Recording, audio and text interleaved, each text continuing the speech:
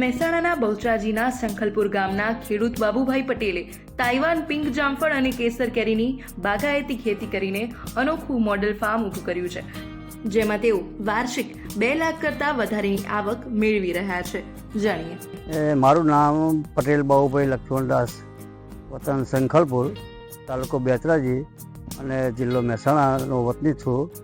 મેં મારા 3.5 વીઘાની અંદર લગભગ 1000 છોડનું રોપાણ કરેલ છે. એમાં લગભગ 10 થી 11 જાતની વસ્તુઓ મેં વાવેલ છે. એમાં કેસર કેરી, જમ્બો કેરી જે છે એ 3 જગ્યાએ લાવેલો છું. વિસાવદર એટલે કે ગીરના આંબા છે, મહુવા એટલે ભાવનગર સાઈડના છે અને અલગબંદરના આંબા છે. એની આવક મારે ચાલુ થઈ ગઈ છે અને એ કેરી કેસર લગભગ વૈશાખ મહિનાની અંદર મારે સારો એવો ઉતારો આપે છે. મેં આ સાલ 90 મણ કેરી લગભગ વેચાણ કર્યું અને બોક્સમાં પેકિંગ કરીને પણ વેચ્યું હતું.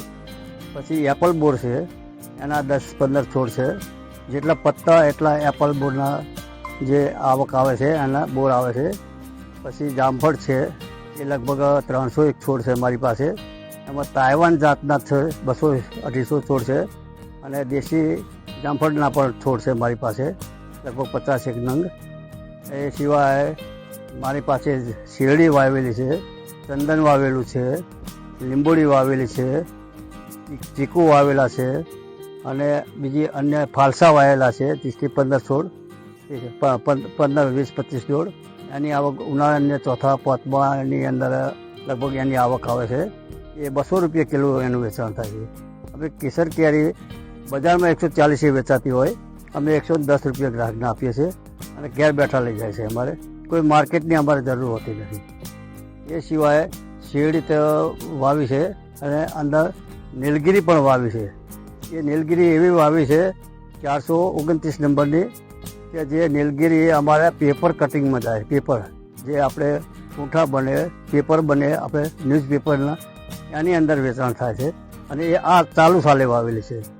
એટલે મેં લગભગ 10 થી 11 જાતની વસ્તુ વાવેલી છે અને 2-3 જાતની વસ્તુનું મારે વેચાણ હાલ ચાલુ છે. એ હું કહું તો 2 વર્ષથી અમે કેરી વેચીએ છીએ.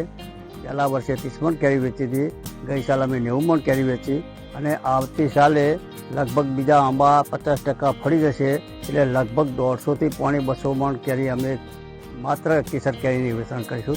એટલે ચાલુ સાલે અમે 1.5 લાખની કેરી વેચી હતી.